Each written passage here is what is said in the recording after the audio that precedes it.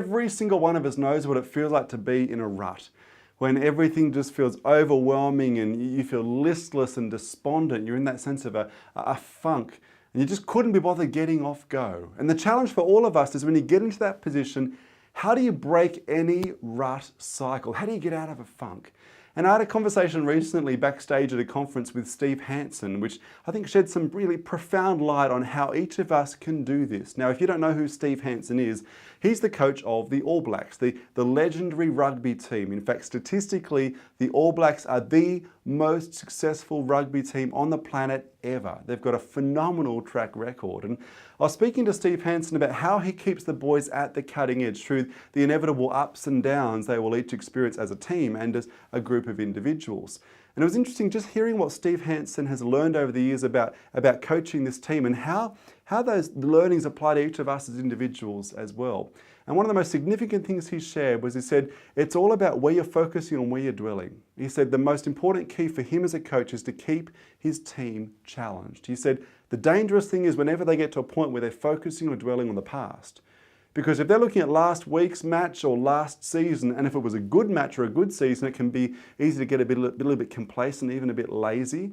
But he said if it was a bad match or a bad season, it can often knock their confidence really, really easily. You've got to be really careful about dwelling on the past. Learn from the past, but don't dwell there. But he said it's equally dangerous to be dwelling on the present, looking at this training session or these drills I've got to get through. He said the most important thing for him as a coach is to keep his team future-oriented. He said the importance of vision is difficult to overstate. And can I put it to you, vision is the one thing, the single word, that has the potential to break you out of any rut cycle. If you're in a position where you just couldn't be bothered getting on with things, if you couldn't be bothered doing the stuff you know you should do, pretty much all that indicates is that somewhere along the way you've lost sight of the why. You might be focused on the what and the how, or the things you've got to get done, how long your to-do list is. But if you don't have a clear sense of how those things connect with the purpose without a why, they become overwhelming, they become draining in many cases. See, purposeless productivity is soul destroying. And I want to challenge you right now with this question. Are you purpose-driven or are you productivity-driven? And there is a massive difference.